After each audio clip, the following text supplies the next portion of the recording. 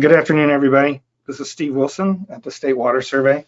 So today our webinar is my water safe to drink? Common questions about private wells. Again, we're at the State Water Survey at the University of Illinois, part of the Prairie Research Institute.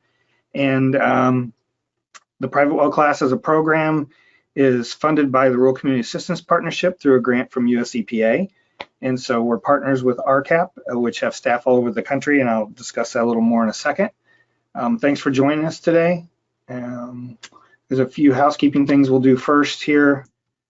Okay, so the webinar today is part of a national program, as I mentioned, through RCAP to support private well owners. The materials we'll show today follow our course, but this is not the private well class. That is a 10-lesson class you sign up for via email. It sends you a lesson once a week over 10 weeks. If you have not taken it, which many times on these webinars when we ask folks, most have not.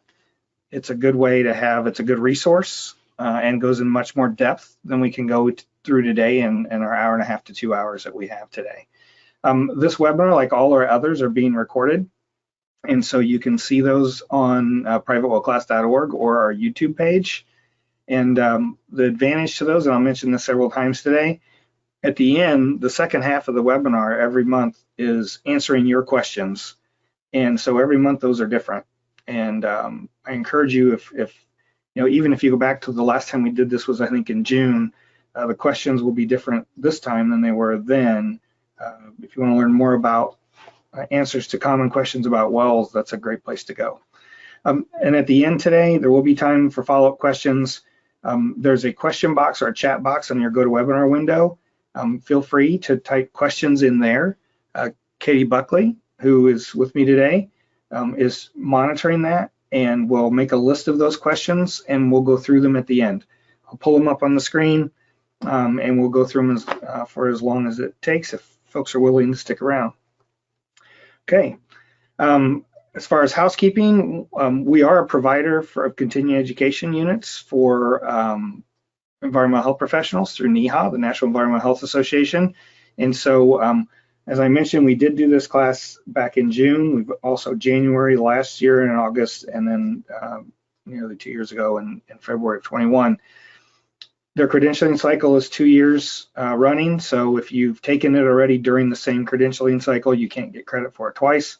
But if you are on here and getting CEs today, you can email us. We can help you with, there's some forms, there's handouts if you look on your GoToWebinar window.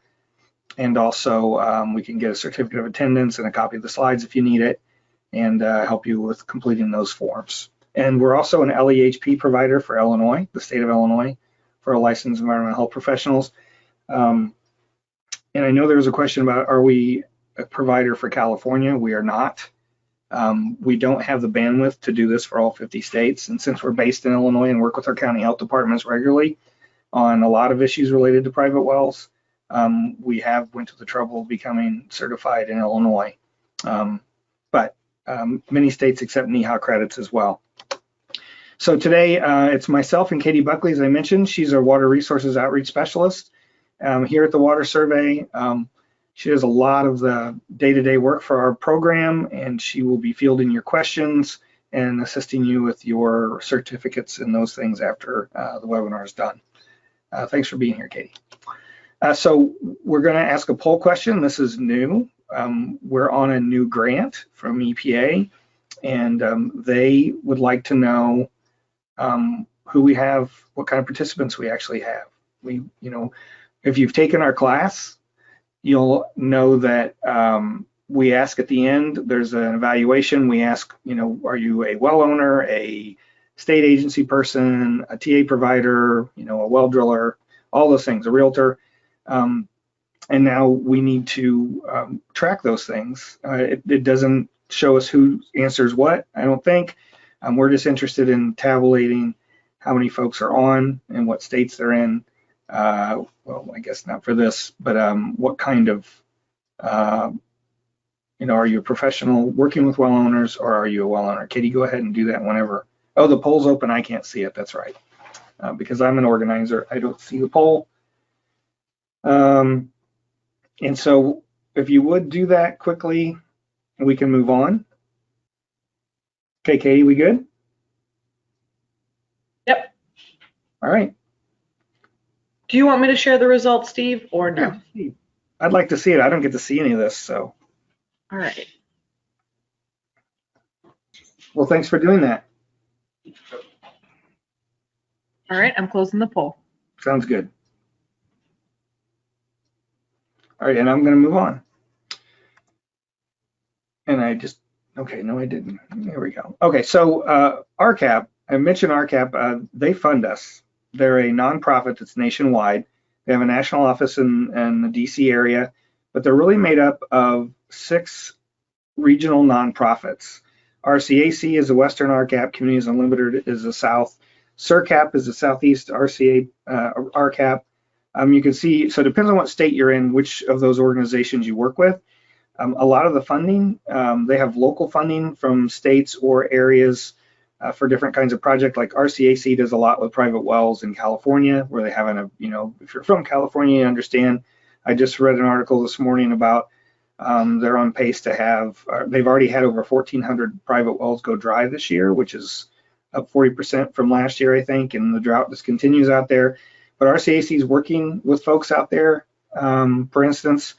And so I bring them up because each of these regions has at least one, if not more, private well experts who work with well owners every day, who put on workshops, do all those things. So if you're a well owner, you can reach out to them, or you can reach out to us, and we will get you in touch with the right person. I have folks call me from all over the country all the time, and many times I refer them to somebody from one of the 6 RCAP regions because they have staff in their state who can actually go meet with them if they need to, or help them answer their questions locally, where they have more expertise than I would say. And what's happened this week in Washington State, someone called us and I referred them to RCAC.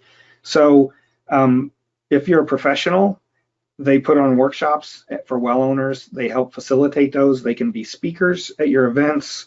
They can work with you to put on a private well workshop if county health department or local health district. I can give you their contact information. That's part of what they do. It's all free. It's all to support well owners. And the other piece that they provide is, this is a private well spring assessment. This is just page 1. There's 18 sections. This is a kind of a comprehensive assessment of a well and or a spring. And the idea is to meet with a well owner, walk through all these different things. How do they use their water? What kind of pipes do they have? Where's their septic system? Do a site visit. It's really a one-on-one with the well owner. And in the end, they provide all this information back to the well owner, including recommendations. If there's anything that they find like, hey, you shouldn't be, I know we have one of the questions today is about a person who shares a well, and the person who owns the well, which is a different house, actually uses the well house as a place for their horse. And that's really a bad idea with a shallow well, to have your horse that close, right? And so noting all those types of things and helping people understand where there might be vulnerabilities. Maybe, we run into wells all the time.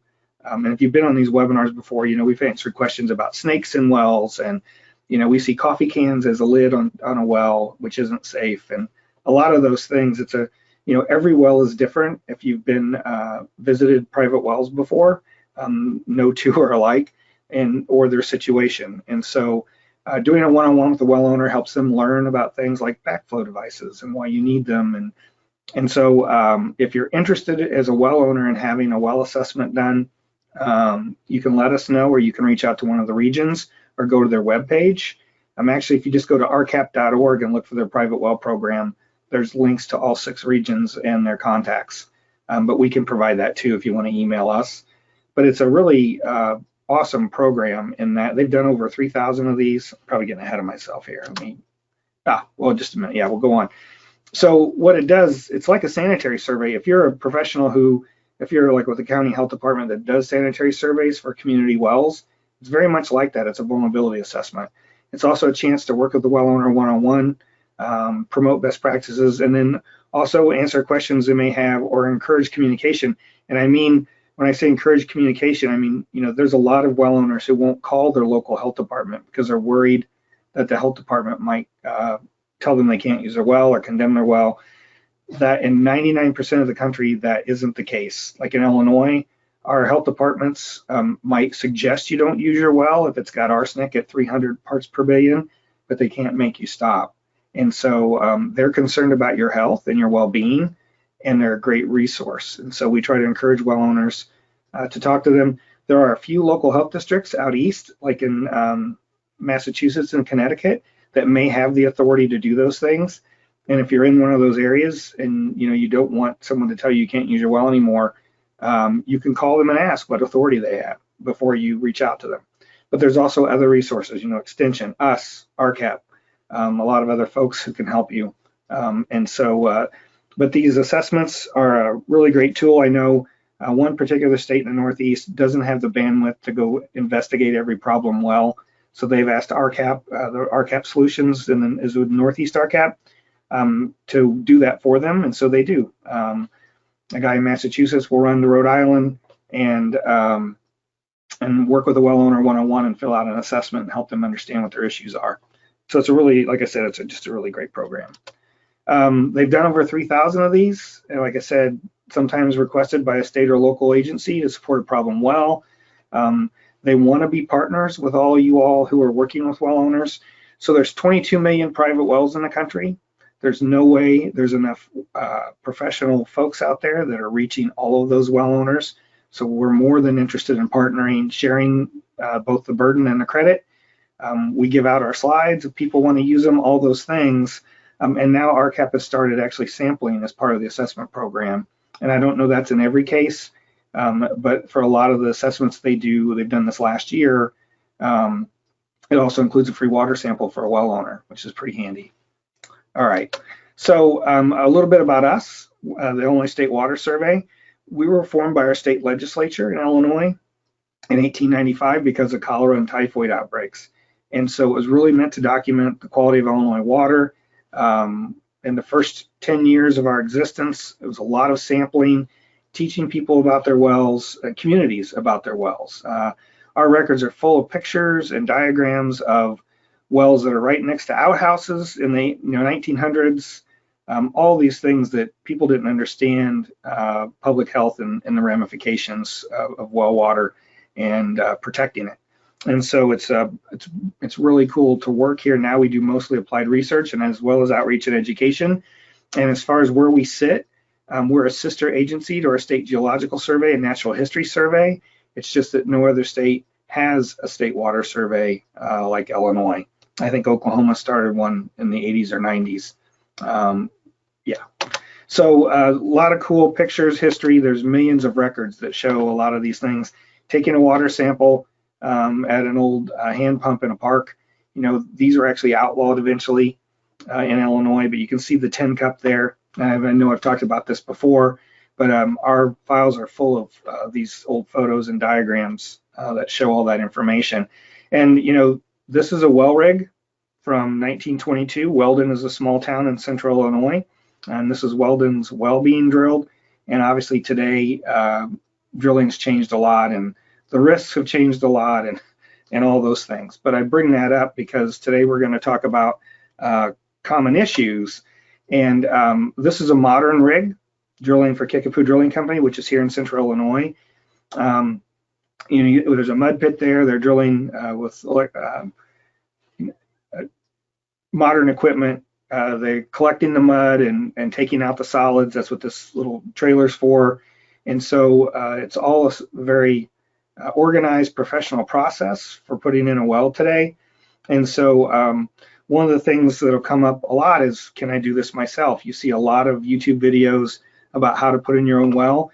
Many times those are very shallow wells, or they're even sand points, which a sand point is a very risky well to have. If you can get water at 15 feet and just drive a steel pipe down, a slotted pipe down to get water, everything else that's on the ground can also infiltrate down to that screen to get in your well. They're not safe. We see them a lot in sandy areas, which is the worst place because there's more infiltration, and many times they're contaminated with, if it's a rural area, nitrate and ag chemicals or bacteria. It's just, folks think the groundwater's safe. The only way to know for sure is to test. And so if you're unsure, I would there's very few people that I would recommend drill their own well, and they're probably licensed well drillers, which is why in every state but two, you have to have a license and have continuing education credit and maintain your professional license to even be a driller. And that's because it's not something to take lightly. You're putting your family at risk. And so today we're going to talk about private wells. The thing to remember is they're not regulated. You know, a community water supply like Champaign-Urbana, where I live, Illinois American Water Company maintains our water supply. They have licensed operators. They have professional engineers. They maintain the water lines, make sure we have pressure. They do all those things, and they treat the water and make sure that it meets all the standards of the Safe Drinking Water Act. If you're a well owner, that is you, and it's all on you, and no one's going to check to make sure you're doing it. But you need to know and understand what your risks are if you don't take care of your water and you don't test it regularly, because you want to make sure your water's safe. And some people are worried about, well, I got the best tasting water, I don't need to test it, blah, blah, blah. Contaminants like arsenic can be colorless, odorless, and have no taste. So we have a lot of arsenic in some of our counties in central Illinois, and we see it as high as 250 to 300 parts per billion, where the health standard is 10. So a community water supply can't put out water to their customers in their community if it's over 10 parts per billion. And we have private wells where it's 30 times that. And so, and you can't see it, taste it, or it doesn't smell. So that's, again, I grew up on an old dug well, 14 feet deep. It was always contaminated. I didn't know it at the time as a kid growing up on a farm, but it was. And so now I say $40 or $50 a month. I really need to change the slide. And I know I've said that for years. My daughter's 11, and so our water bill's now $60 to $70 a month. But that's what it costs for our water system to maintain safe water for the 150,000 residents that use our water supply. And so again, as a well owner, you're responsible for all those things. You wake up in the morning and don't have water pressure, not understanding if it's your pump or if it could be that a valve went bad or a gauge went bad for your high end or low end of your pressure tank. Who knows what it is? But unless you understand those basic things, you're totally a fish out of water when you're trying to figure out what's going on. And our class is really meant to give you some basic information. And again, I'm talking about the 10 lesson class that you sign up for to help you understand those things, and hopefully at least know enough about your well to answer or ask better questions when you do have a problem. What I can tell you is I've been here a long time and worked with well owners my entire career, and I only get calls from well owners when there's a problem. And our goal is to help raise that level of awareness with private well owners so that they understand some of the basic things about their wells and can take care or deal with those themselves rather than call us when they have a problem with no background, no idea of what's been going on there. And so hopefully it helps folks understand and become better stewards of not only their well, but their aquifer, since other people may rely on that same water supply. So what we hope happens through these webinars in our class is that you learn more about your well and are more aware. You need to understand what's on your well log if you have one, where your water's coming from. So you need to know the depth of your well. Is it screened or not? Which, sand and gravel well has a screen, a bedrock well typically doesn't. Where your pump's set, what the water level is, all those things, so you have a good idea. And other people can help you too, like your state geological survey or water survey. If you tell me you have a 30-foot well in a given county, I know what that means and what type of well you probably have, versus a 300-foot well can be bedrock or it could be sand and gravel, depending on where you're at in our state or any state. So it's important to understand where your water's coming from. And of course, if your well's really shallow, which there's no defined term for what shallow is, it could mean that it's more susceptible to surface contaminants. You also have to understand that there are naturally occurring contaminants that have nothing to do with somebody spilling something or being near a feedlot or a septic system, that there are naturally occurring things like arsenic or radium or uranium that, just to name a couple, that are natural in the Earth's crust. And if you have those things, there's folks probably at your state level, like again, a geological survey or USGS or a water quality agency in your state that already know that because they've studied and mapped the aquifers in your state.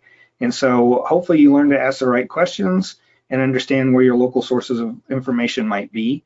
And one of those is encouraging people that are on wells to be inquisitive and be willing to make those phone calls and ask someone at their state agency for help, because a lot of times they're more than, almost every time, they're more than willing to help you if you show interest in your well water.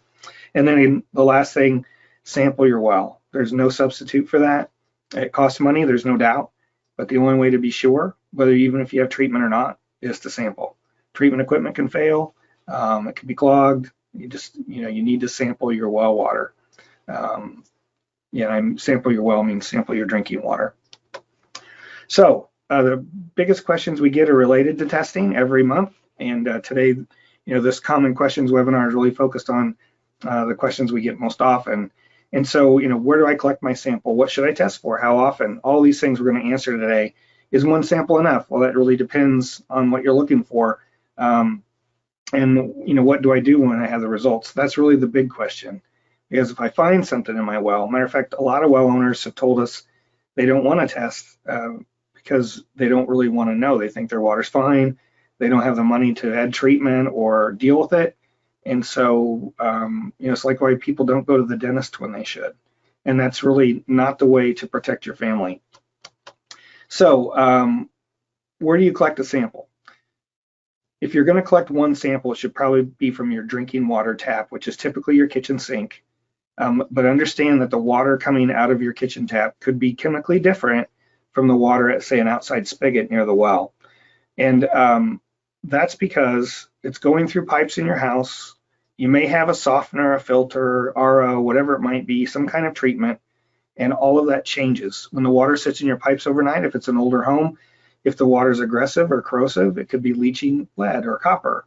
And so that's why, we've always asked well owners to collect 2 samples, and that's not so, and the background here is the Water Survey has a public service lab that until 2008 was completely free for any well owner in Illinois to get a water test for inorganics and metals, which covers many of the common things you're going to find in well water.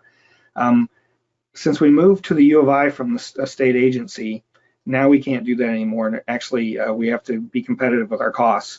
And so it's not any cheaper to have a well sampled by our lab as with a private lab, which, it's tough to tell a well owner to spend $160 or so or $180 twice so we can see a difference between their water at their kitchen sink versus the water that's coming out of their well directly. But from our purposes, we learn a lot from seeing those differences. And I'll give you an example in a minute. But if you have treatment devices, and I'll say this probably a couple times today, you have to maintain them. If you don't, like if you let a filter go and it gets clogged, water's going to bypass it. Also, it'll grow bacteria. Same for anything like an RO unit. Whatever it is, you have to maintain it. In fact, one of the folks in Minnesota with their health department, is a regional private well person, suggested at the beginning when we started this, 8 years ago, that we don't talk about treatment at all, because he sees as many treatment devices that end up being a source of contaminants because they haven't been maintained. And so that's the message if you're going to have treatment or if you do. Now, as far as when you collect the sample, you should have the lab you use should give you a lot of information, send you the kit, give you instructions, tell you how to preserve it if it needs to be on ice, all that stuff. And if a lab doesn't give you a lot of information, then I'd find a different lab. So as far as where to sample, again, our lab suggests that you collect at the inside tap, preferably the kitchen tap if that's where you're getting your drinking water, and an outside spigot that's before any treatment and straight from the well. So, and the way we recommend doing that, or way we do it if we're doing testing, like for a research project or trying to help out a well owner with a real problem, is we'll sample in the kitchen first, and then to get it representative of what, when you get up in the morning, you're getting water in the morning, you're getting water that's been sitting in your pipes overnight, all those things. and then we go outside and let the water run in an outside spigot for 10 or 15 minutes, or until we hear the pump kick on. That means that water's not running and been sitting in a water line. It's directly coming from the pump and the groundwater. And so that's a much better indication of natural groundwater conditions and chemistry. And so, again, they can be significantly different. And we recommend both just so we can better understand that. And again, that's up to you as an individual, because obviously it's more expensive. And when we started all this, it's because we were collecting samples and providing that sampling free of charge. But it really can be different, and I'll just show you an example. So this is a private well. Mahomet is about 10 miles from Champaign. It's in the Mahomet Aquifer, which is a large sand and gravel aquifer that covers 11 counties in Illinois and provides water to, oh boy, it's mostly a rural population, but probably at least 500,000 or 600,000 residents, probably more actually. And so this is the raw water. It's from an outside spigot. You can see down at the bottom on the right, the hardness is 351. Just above that, where it says turbidity and color, those are just measures of, like turbidity is the particulates in the water, 29.8 NTUs. It's got some color to it, 48.1. And you can see over on the other side, iron is 2.99. Milligrams per liter. What else is really high? It's got a fair amount of calcium and magnesium, which means it's hard. And the pH is 8.02 back on the right. So then this is after a filter and a softener. So the softener is removing the iron as well. And it's changed the turbidity and color on the right side in the middle to 0.5 and 4.4. And the hardness went down to 0.68 from 351. So the softener is doing its job, but this is a regular softener that's using sodium chloride salt. And you can see that the sodium on the upper left there, it was, I think, 25 or something like that. Now it's 198. So that's kind of an unintended consequence of using a softener. If you're on a low sodium diet, if you drink a lot of water, it's probably not enough to be considered a high source, but it's certainly something to be aware of. And so, this person added an RO system. And so then a reverse osmosis system, it uses a very small membrane with very small pore sizes. So any chemical constituent that has molecules that are larger than that won't go through it. And so that's why you see all these less than signs. It takes almost everything out. Even the sodium that was 198, the RO unit knocked that down to 6.24. And so by doing that, you've taken out a lot of the chemistry, right? It's almost more like regular water, pure water, if you would, or just water. And the one change that's done is some of those constituents that are in water help buffer the pH. And when you take those all out, now the pH went down to 6.23. And that's not such an issue right at your kitchen tap. But when water is below 7, it could be a little aggressive or corrosive. Or if it started lower, it could even be lower than that. Then you're at risk of leaching, copper or lead from your pipes or solder. And so if someone had a whole house RO unit, which I don't recommend anyone ever does, it could be an issue if it sits in your pipes overnight once you've lowered the pH of the water. So this is just one example. It's just a really good one about all the things that can happen and what treatment affects and how it can change your water chemistry. And so again, they're significantly different. If you look at this versus the raw water, adding that RO really changed things significantly. So what to test for? Well, so it's really different depending on your situation. I'm not trying to hedge here, but if you have a really shallow well and you're in an urban area versus, or you're next to a gas station, for instance, then even though it's pretty expensive, we might suggest you test for hydrocarbons. Some things you need to understand what's in your area. What formation or geologic formation is the water coming from? You can find out if it's a major aquifer. There's probably water quality data available from your state. And then are there any known contaminants in the area? Again, are you near a gas station, or is your well right up next to a feedlot for hog confinement? All those things matter. You should call your state or county health department and ask them if there's anything that you should test for. rather than the normal quote inorganics and metals. They may have some advice or know that there's things, I'll give you an example in a minute, of things in your area. Also talk to the folks, if you Google my state well logs, water well logs, you'll find out the agency that maintains logs and licenses drillers, and they may also be the water quality agency in your state. Like in Wisconsin, that's DNR. In Illinois, it's split between the IEPA, Illinois EPA, and the Illinois Department of Public Health. Some states it's called DEQ, Department of Environmental Quality. So it really just depends. But ask around your neighbors, a driller, if you recently had a well drilled, ask the driller if there's anything they'd be worried about in that area, or co-op extension. Those folks used to work in rural areas. I know we have a really strong cooperative extension service in Illinois, and they can provide a lot of good advice. So one thing to mention here is we recommend sampling for coliform and nitrate every year. And that's not because coliform itself will make you sick, or nitrate will make an adult sick, because nitrate is a contaminant because it causes blue baby syndrome. But they're an indicator that there's a pathway into your well. So if you have an older well, or if you have a properly sealed and constructed well, you should not have coliform bacteria, and you should not have elevated nitrate in your well.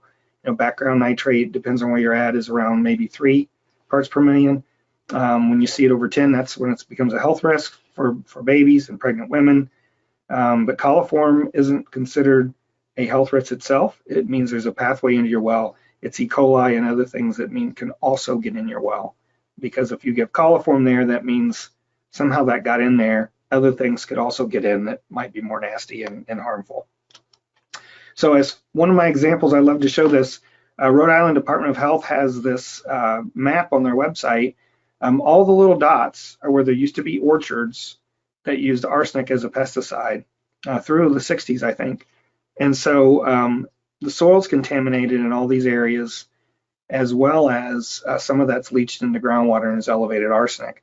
But the big splotch in the middle, and I'm colorblind, so I'm not sure if that's pink or something else, but that's beryllium, which until I found this on their website like 10 years ago, I had no idea beryllium was a regulated contaminant. As a groundwater scientist, and I'm a groundwater hydrologist, I've never run across elevated beryllium in a well. But it exists in this part of Rhode Island, and if you're a well owner and you live in this area, then you need to test for it, because it does have health effects. It's a primary drinking water contaminant, which means it has health effects, versus secondary contaminants like iron, which is a nuisance because it causes staining, blah, blah, blah, blah, but it doesn't cause necessarily health effects. And so understanding that you might have something like beryllium, I talked to a well owner in Rhode Island, I might suggest they actually test for beryllium where I wouldn't anywhere else. I've never seen it anywhere else in all my work. There's other sites, like this is Massachusetts Department of Environmental Protection. They have mapped all the aquifers, they've taken samples of water quality, and so now they understand where there's high arsenic and where there's high uranium in their bedrock aquifers. So if you're a well owner in Massachusetts, you have a bedrock well, you can type in your address and it will tell you whether you have arsenic, a potential for arsenic contamination, or uranium, or both. And so it's a really handy tool if you live there to get an idea of, otherwise I would not recommend testing for uranium, for instance. It's not something you recommend to everyone. It's just not that common around the country.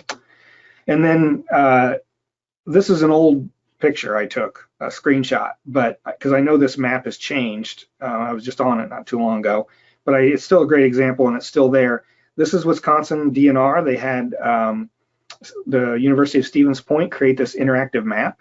I went on here and I clicked on arsenic by county, and it's showing me all the groundwater samples or private well samples that they have. So some of the counties are clear, which means there are no samples. This is like from 8 years ago, but it shows that these red areas mean the average sample in those 3 counties near Green Bay are over 21 parts per million, or micrograms per liter, which the health standard for a community water supply is 10. So it doesn't mean you can't drink it if you live in one of those counties and you have arsenic that high, but it means that you're taking a risk because it's, you know, the EPA's determined that drinking arsenic over 10 parts per billion has health effects over a period of time. And so it's a great tool if you're planning to move to Wisconsin, or you live there and moving somewhere, or even just if you're a resident, to understand what might be in your area. And so, and again, there are no more clear counties like there are in this map, because they've added data over the last 8 years or so. But it's a great tool, and it's not just arsenic. There's other constituents you can look up there. It'd be great if every state had one of these. There's a lot of concern of plotting information for housing prices and things like that. But some states have worked around that by passing through their state laws. New Jersey is probably the best example. They passed a law probably close to 20 years ago now to require a state lab sample of every home that's sold anytime of property transfer. And so because of that, they do about 13,000 samples every year. And so over 20 years, you know, it's 260,000 samples. And so they can map the water quality of their state with confidence and know where there's arsenic, where there's other constituents that are all naturally occurring, or if there's even a hot spot for some things. And if you go to New Jersey's website, you can look that up and just look up their water quality data, and they map it, but they don't provide point data. So the only people that get the actual results are the buyer and the seller, and it's up to them to work it out. And the sample, and this has probably gone up, but it was $600, and they have to decide who's going to pay for that, the buyer or the seller. But it's part of the contract, and it has to be done by state law. And so there's only a few states that require that at housing transfer, house property transfer, but we're seeing more and more states consider it as well. Okay, so here's what we suggest. Again, annually for coliform and nitrate, and I've learned from Brian Swistock at Penn State, who's now retired, but was an extension professional and a well expert.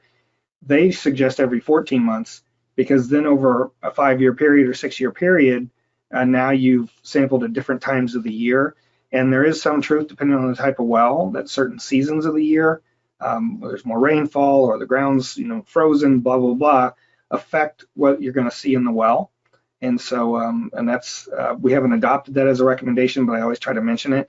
And then we recommend sampling initially, if you never have, and every 3 to 5 years for these constituents, including if you have galvanized piping at all, either in your drop pipe for your well or in your plumbing, zinc and cadmium. These are inorganics and metals pretty much.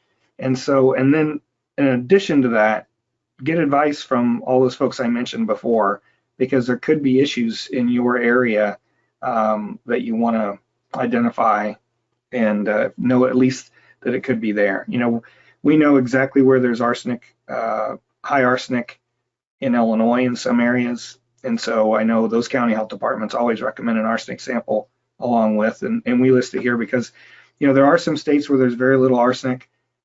We did a survey of the state agencies, I don't know, 7 or 8 years ago, about their arsenic issues, and 8 states responded that we really don't have any arsenic in our state, but most states do. So when should you test your well? Well, in addition to what I just mentioned, annually and every 3 to 5 years, anytime your well's been opened, if you've disinfected it because it had a bacteria problem, you need to retest to make sure that the water is now safe to drink, or anytime there's any kind of event. And this, we have a video, a 4-minute video on our website that's about what to do after a fire. This is courtesy of the El Paso County Health Department in Colorado, but they had a forest fire, and you can see what it did to the aluminum wellhead that's melted down there on the side, all kind of bent around, and then all the wiring.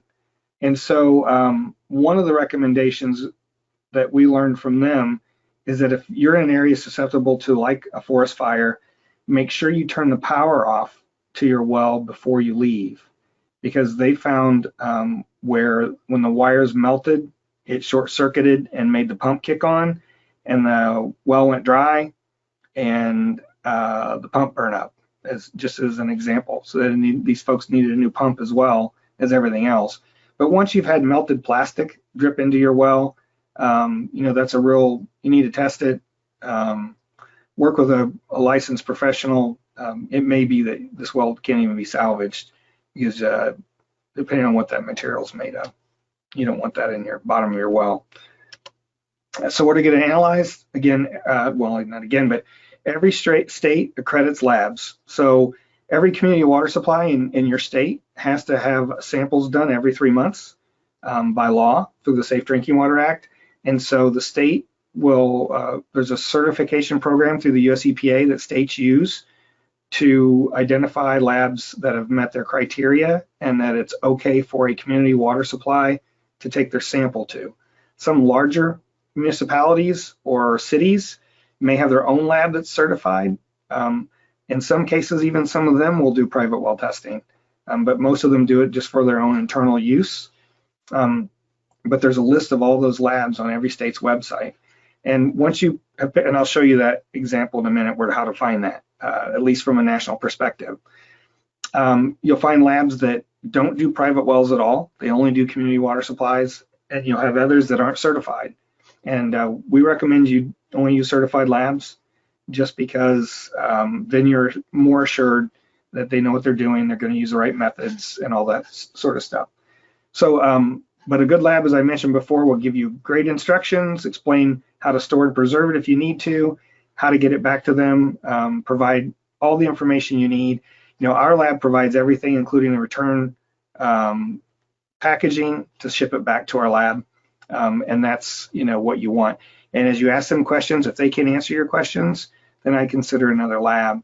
And, you know, we work with APHL, the Association of Public Health Labs, and we've done several webinars with their labs. And, you know, I just tell them flat out, you need to have a private well, at least semi-expert at your facility that can answer well owners' questions, because I tell well owners, if a lab can't answer their questions, then they should move on. And so, and again, they should provide everything you need when you're ready to test. So, and I don't have this website up, but you can look for certification of laboratories for drinking water. And this is on EPA's website. Down this page, it says at the bottom here, it says state certification programs and certified labs. There's just a map. Excuse me, my door is open and I'm going to shut it because somebody's making some noise. Sorry about that. So this map, you can click on it and go to any state. And I didn't pull up any examples, but it'll take you to the state agency. Now, if EPA doesn't have this website current, for instance, like if you click on Illinois and it doesn't go to the right page, or if it says the page is no longer active or whatever, you know, where you get a 404 notice that says this page doesn't exist, it will still be the right agency. And then you can go to that agency's webpage and search for certified labs and find that information. And so, but every certified lab will be on the list through this website. Okay. As far as interpreting results, you know, there are websites out there where you can put in your results and it'll tell you something is over a health limit or whatever. But we recommend you always take your results to your local or county health department and possibly even your doctor to get a qualified answer. And, you know, they may not be able to answer your questions. We certainly run into folks, even doctors who, you know, dealing with water quality issues related to that aren't at the top of their list with all the other health issues there are. And so, but they should be able to recommend someone who can if they don't have that expertise.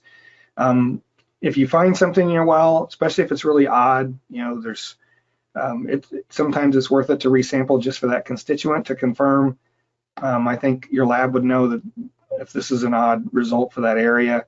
And then if you do have coliform bacteria, then if you didn't test for E. coli the first time, you should go back and test for E. coli and make sure that the water isn't going to make you sick.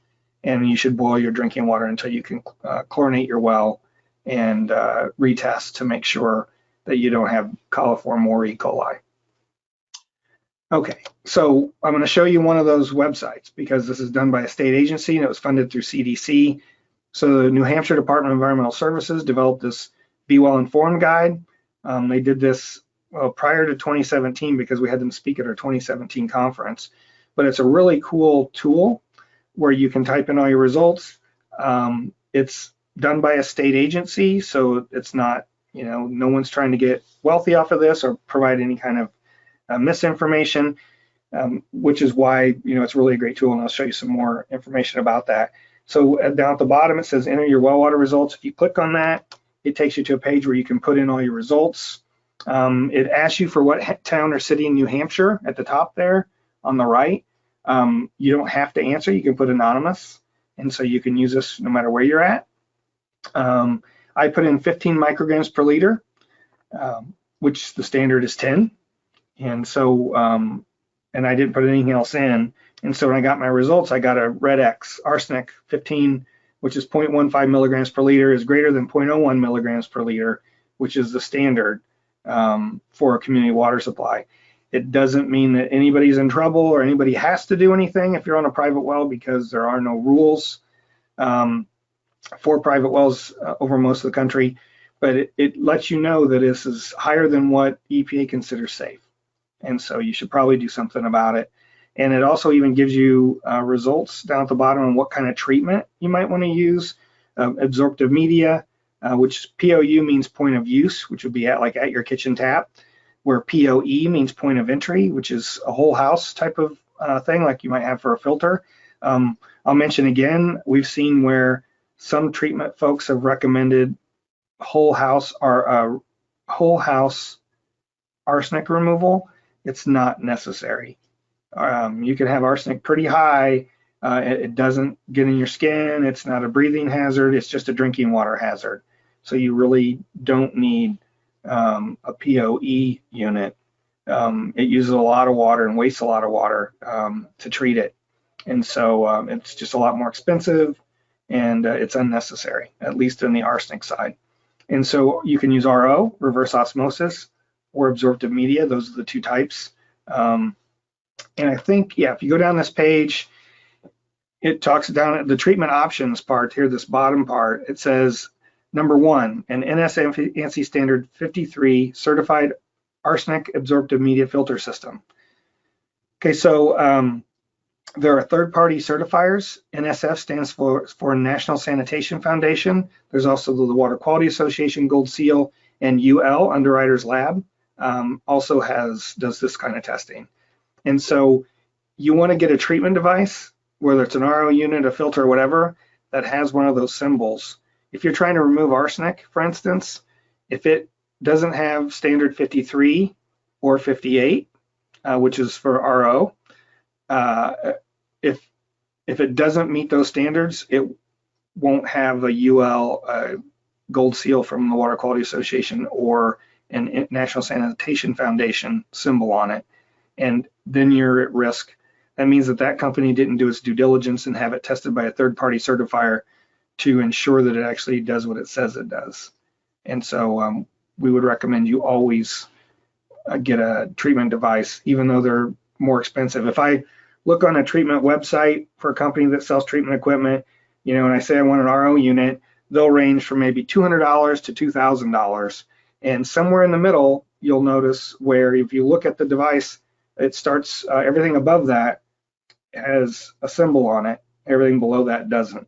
And that would be my bottom line, is right there in the middle where it's been tested by a third-party certifying agency, and it means it's going to work.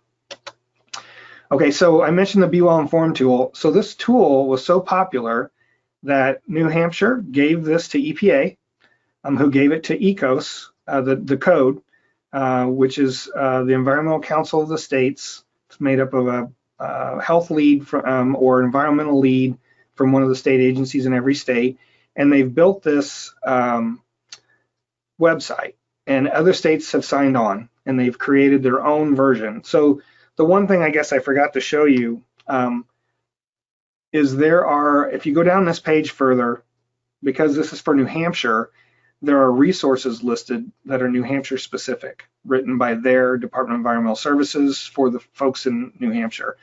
Not that arsenic's that different anywhere, but different states may have different rules, or they may have different advice they'd like to give. And so far these states and Wake County, North Carolina, which is a very large health department around Raleigh, have participated in this.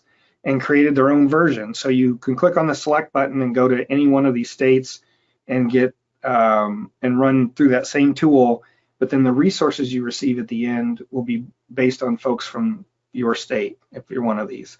And obviously, we want to support ECOS and what they've done to build this. It'd be great if every state agency had one of these listed, and it was for everyone. And so we're certainly working with some of the states to try to get them to get involved with this. So again, this is one of a number of tools that are online for typical water.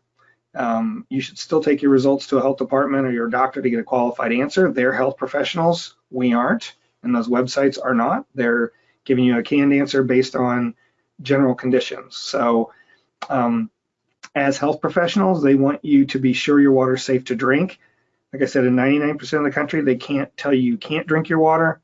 They really just want to tell you what's best. And so like, over in Tazewell County in Illinois, the Tazewell County Health Department, where they've seen arsenic values, again, up to 250 or 300 in some places, they'll certainly recommend to a well owner that you not drink this. We've done that as well when we sample. And some folks are just like, my grandpa lived to be 86 and he grew up and lived on this well his whole life. I think we'll take our chances. And that's really up to an individual. As a well owner, you have that right. But you just got to think about who else might be drinking that water regularly that you could be putting at risk. So yeah, that's all I'll say about that. So the other thing we have is when every state creates well construction code, and again, every state has a well construction code but two, and that's Alaska and Pennsylvania, which require drillers to install wells in a specific way. Use certain kinds of materials, they have to grout the outside of the casing, all those things. Illinois' well code was first came out in 1968. So we're talking, 54 years ago. And since then, the Illinois Department of Public Health has incrementally changed things as we learn more and made the code better to protect people drinking water from a private well. Every well that's already installed is grandfathered in. You don't have to go back and try to retrofit your well to meet the new code. And so because of that, we have folks who are drinking water from wells that may have been built 100 years ago. So as an example, the well I grew up on in the late 60s and 70s was hand dug by my grandpa in 1933. It was brick lined, it's only 14 feet deep. Water could run in from the surface into it. It's totally unsafe. And like I said, because of that, we have a lot of wells that were grandfathered in over time that don't meet code today, that may not be safe, and folks still use them. Wells in pits, in northern climates where you have frost and a frozen soil in the winter, wells were put in pits so that the pipes wouldn't freeze.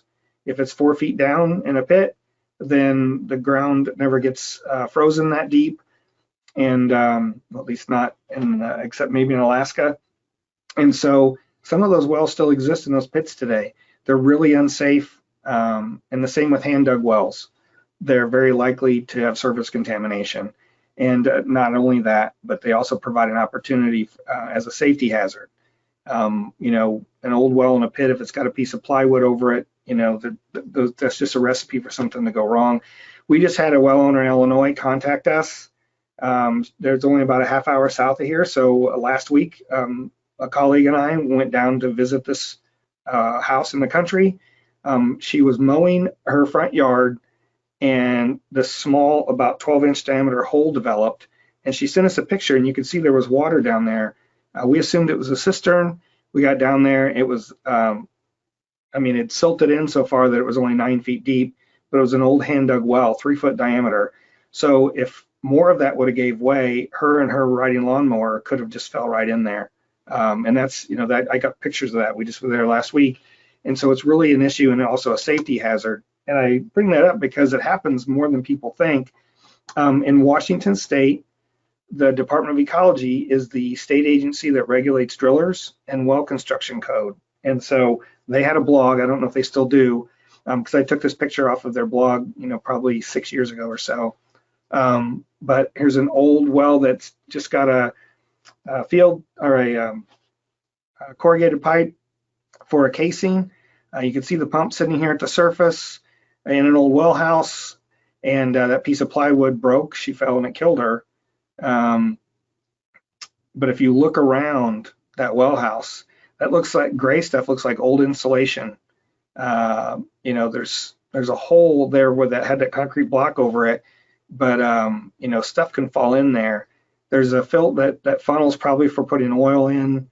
There's probably mice in there that fall in, all those things, and this is people's drinking water. Probably 4 or 5 months ago, we had a question from someone who said her dad contacted her because his water started smelling funny, and they went and they looked in the old dug well, and there were like 40 snakes in the bottom. And so this happens, if you have an old well that's not safe and not well protected, you need a different well. And the picture on the right here is Don Kelderman was researching a family plot in Southern Illinois, and I happened to run into him down there. And he'd been taking pictures, and he ran across this old well next to a cemetery that didn't have a cap on it. It's an old stone well where someone had put a piece of concrete tile vertically. It stuck up about a foot above ground level. And when you look down in it, there's a dead goat with its ribs sticking out. This well is not in use today, but it's just an example of why these things need to be protected, why they're at risk. This happened when I was growing up. I was already working at the Water Survey as a student in college. I went home one weekend and my dad met me and said, "Don't tell Mom, but there's frogs in our well." This is a true story. So we went down to the well house, and there's a big chimney rod with a barb on the end of it. He'd been trying to gig the frogs out of our well, and if I can guarantee you that if he would have been successful, I'd have never even known that there'd been frogs in our well. But as it turned out, he couldn't. Wasn't successful, and so we cleaned out the whole well, used a pump, pumped it dry, chlorinated the whole thing, spent all weekend without water. But it's an attitude, a rural attitude, that it's not a big deal, and it is. I mean, it's how people get sick and all those things. So if you have a well like this, bring it up to code if you can. I realize some folks may not have the means, but it's you need to protect your well and your water quality. Extend the pipe to the surface if it's in a pit, and fill all that in with clay or earth material that's not very permeable. If you need to install pitless, you can do that. And talk to not only your county health department or a contractor or a well authority in the area. What would you do with this well? And then we're talking about the well you're using for your drinking water. An old well that's abandoned and not being used is a whole nother story, because that should just be filled in. But if you want to keep using your well, you need to make it safe so that things can't get in it and they're going to make you sick. But the same thing with abandoned wells, and I say abandoned, I mean unused wells that need to be properly abandoned. So if you have one of these wells on your property, people buy a plot of land out in the country and put a brand new house on it and just go ahead and put in a new well, and they keep the old well and forget about it. That's kind of that goat back there, right? And so like a well in a pit, they're really a safety hazard. And so if someone were to go on your property, whether they're allowed on your property or not, whether they're trespassing or not, if they fall in one of those wells and it kills them or they get hurt, you're likely to be liable. And so, and in addition, we see where people use those as a trash can, throwing old bottles, cans, things that had chemicals in it, old wire, all that stuff. The same thing happens in karst areas with sinkholes. People throw old stuff in there, not realizing that's their water supply. And so those are really just bad things to do. Okay. There we go. So here's two examples of an old abandoned well. These are both, again, from the Washington State Department of Ecology, both pictures from their blog. There's a horse that fell in a well, and they're trying to get him out. Hopefully he's okay. I don't remember. And then the Sheldon Washington, he fell 45 feet into this well, and he walked away. And, just out in his backyard, didn't know that was there, and fell in this hole. And, yeah, like I said, he walked away from it. Very lucky that he didn't hit dry dirt. You know, had some water in it and not enough to, yeah. And then all these newspaper clippings are from the 90s. Some of you may remember if you're old enough, when Jessica McClure was an 18-month-old and fell in a well, and it was covered live on CNN. It took, I want to say it took 30 hours or so to dig her out, and she sang the whole time, was okay. Now she's a mother of 3. But you know, in other cases, people weren't so lucky. So, and these, you know, the second one down, Buffalo Grove is a Chicago suburb. I mean, it's an urban area. And so it's just a shame those things still happen. So that's what I have today on common questions or per se. I do want to talk a little bit about our class. Again, it's a set of 10 lessons. It's a PDF that's emailed to you over 10 weeks. It's self-paced. You're on your own to read it. It's free. You just sign up with your first name, your email address, and what state you live in, and it'll start coming to you every week. Those are a great resource to keep and use when you have questions about specific things, but it really walks you through all you need to know about how water gets in your well, possible well types. You know, there's really 3 different kinds of well types, and all those things, including treatment and what you need to be aware of if you're going to add treatment. And so again, these webinars support those lessons, and we are giving you a chance to ask questions, but you'll get a lot more out of reading those 10 lessons. And it's all on privatewellclass.org, and there's a lot of good stuff there. So this is the front page. Just click on Take Our Free Class or Learn by Email. And then for each lesson, there's also a resource library. So the first lesson is called The Science of Groundwater, really how water flows through the ground. Most people don't realize that water flows through the ground. The equation to describe that is the exact same equation as electric flow through a wire. And so because of that, we can model what will happen to groundwater using computer programs today, and understand whenever somebody pumps a well, how much drawdown there'll be and all those things. But all the basics of groundwater hydrology, what you need to know about the different types of aquifers, all those sorts of things. And so we provided these other resources from other sources in case our lesson didn't quite resonate with you. You can get more information there. And when in the evaluation at the end of the class, we ask people, you know, have you done any of these things? Like, look at this additional information. It's probably the most common thing is folks have gone to these other links and look at, you know, what an aquifer is, a well owner's handbook. You know, there's several of those. Minnesota, Texas, a number of groups, a number of states have a really good guide for well owners. And so we try to make those available. But there's one of those for each of the 10 lessons. We do webinars like today. This is last month's that I put up here, WellCare 101, and we talk about a little bit different things. But we also do webinars for environmental health professionals specifically, how they can work with well owners and what they need to understand. We've done a few for labs and real estate folks as well. And then every July, except this year, we do a septic webinar. And you know, our focus is on private wells, but obviously septic systems are a big issue and are very related. And in some types of geology, can be the source of bacterial contamination. And so depending on where the well's constructed and the type of geology near the surface and all those things. I mentioned we do a septic webinar every July. We did this one on August 4th because I got COVID and we had to miss the July septic system webinar. But it's really useful. And again, these are all recorded. You can watch them full screen on YouTube. And if you watch them on our website, it's under resource, it's under webinars and events. If you click on that, there's a drop down to go to past webinars. But there's a lot of good information, even about just the questions we're going to get to in a few minutes on all kinds of issues related to private wells. And then we've done a few special ones, like what you need to know about lead. We did this one twice. We did it in 2016, and we did it again in 2018. And we really haven't felt the need to do a new one because all the information you need about lead and then issues with private wells or private homes on homes on private wells is really in this video. We know what's going on. We know why it happens.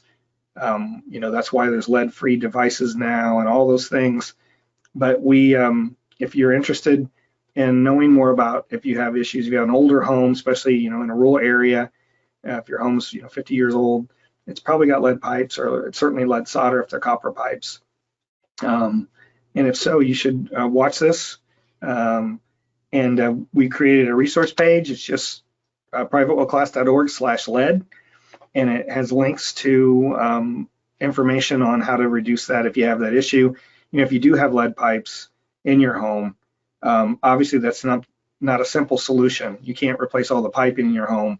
In most cases, that would cost in the $10,000 to $20,000 range. And so, the option there is probably to treat your water. And so there's water filters that remove lead.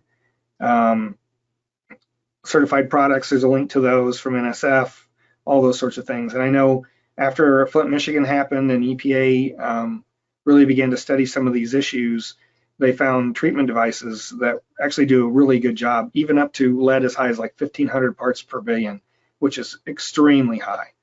And it still removed it down below what I won't say that's considered safe, because what we do know today is that there's really no safe level of lead in water, especially for children, just because it bioaccumulates. And so, but there's a lot of information available here through that video or through this webpage. We have other short videos. They're called training videos. This one's on what to do about a shared well. I know we had at least one shared well question today. It amazes me. I've been doing this for over 30 years. How many folks actually live on a well that's shared with another home? And a lot of various reasons for that.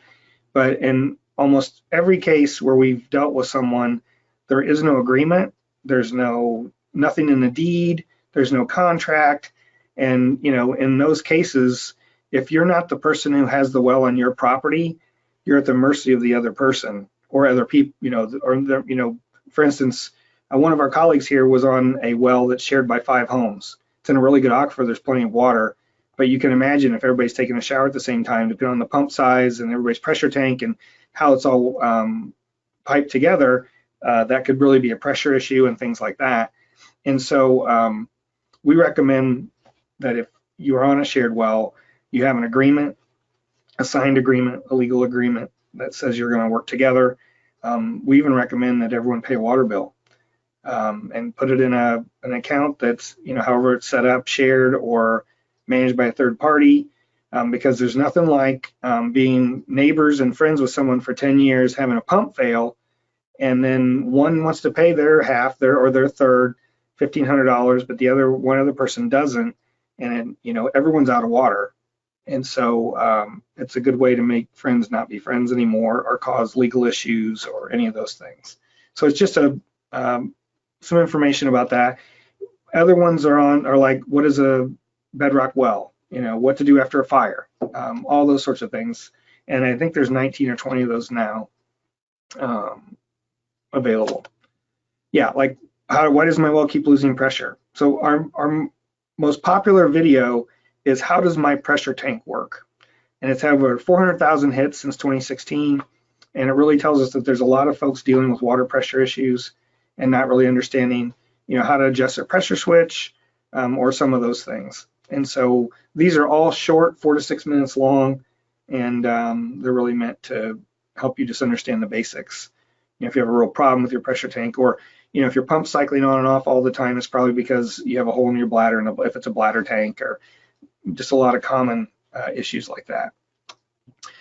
We started a podcast a couple years ago. We only have 24 episodes so far, but if you're into that, we interview both folks on the private well side and the community water supply side. I've put 2 of them up here.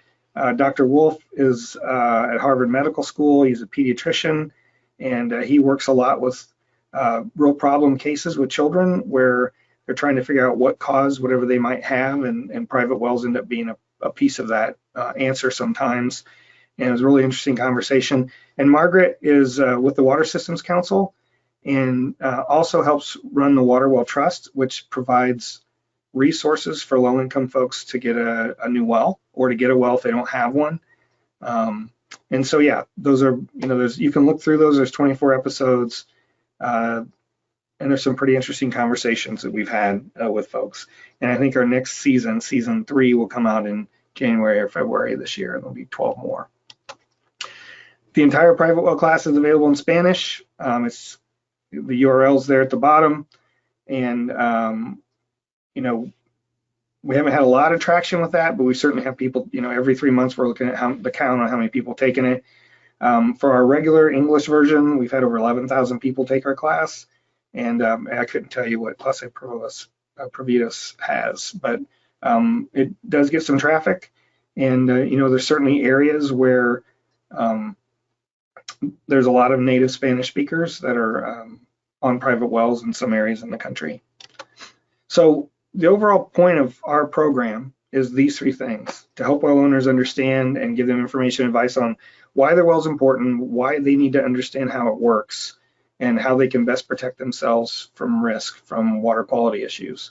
And so folks that go through the class, participate in the webinars, ask questions. You know, we answer questions nearly every day from a well owner or 2.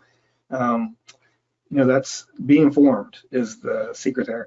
In fact, lesson 7 of our 10 lesson class is how to find local information. And it basically walks folks through how to search on the web for the things that they need to know. Like, you know, my water state, you know, Missouri water well logs, you're going to get Missouri DNR. You're going to get Illinois DPH if you do that here in Illinois. So you can find out, do you have a log or not? What's the status? You know, if you come to Illinois, or if you look at Illinois, you'll find that our State Geological Survey and the Water Survey together have put a map up. It's on the Geological Surveys page. It's interactive. You can zoom in an area and see every well that there's a record for. And that isn't every well. Even in a state like Illinois, where we're kind of ahead of the game in tracking and requiring well logs to be filed, we probably have 50 to 60% of the logs in our files of all the wells that are actually in use.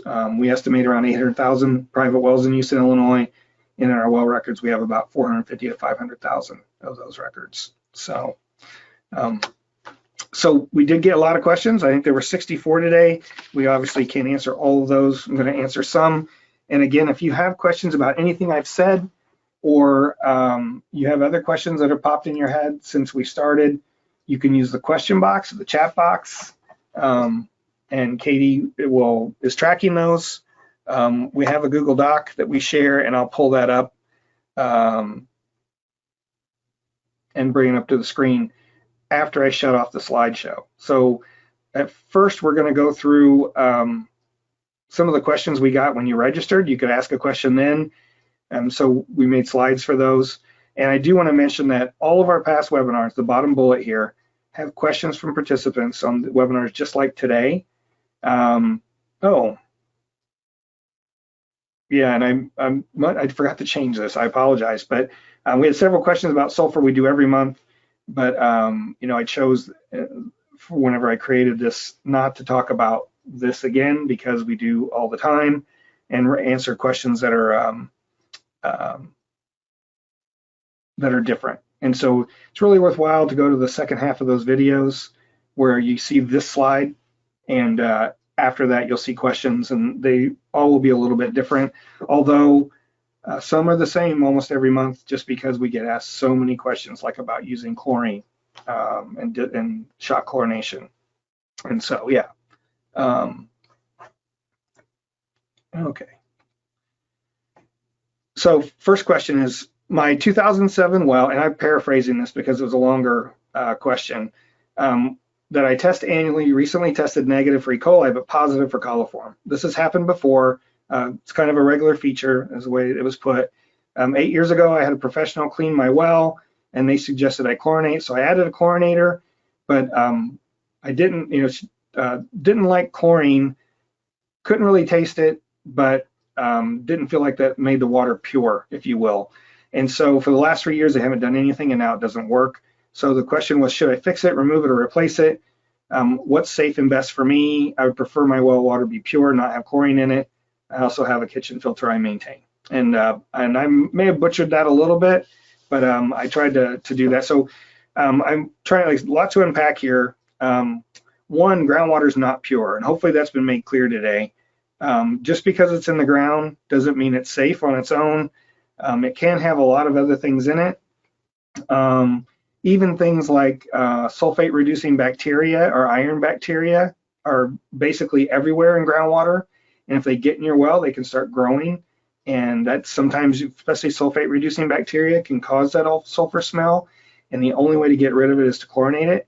And if it's bad enough and there's enough of it in the groundwater per se outside of your well, it's always going to come back. And so that's one reason why you might need to chlorinate all the time. Now, you have coliform. As I've already mentioned, that indicates a pathway from the surface or near the surface into your well. So you shouldn't have coliform in your well. It doesn't, just because it doesn't make you sick doesn't mean that you're not taking a risk, because it means that somehow it's getting in your well. And it'd be good for me to know more about why the professional suggested you chlorinate. Is it because you have an older well that's not really protected well at the surface, or is there some other reason? Are you right near a feedlot or a septic system? Some of those things would be, even pictures, if you want to email me, will give me a better feel for those things. But if you, when you have treatment, I've already mentioned this, if you don't maintain it, it can become the source of contamination, especially not necessarily a chlorinator, but it's really important to understand. And I've already said this, but when I say why did they suggest a chlorinator, I mean, what was the reason why they felt like you couldn't shot chlorinate the well and get rid of the bacteria and it would stay clean? Because a lot of times people will shot chlorinate their well when they have a bacteria problem, and that solves it.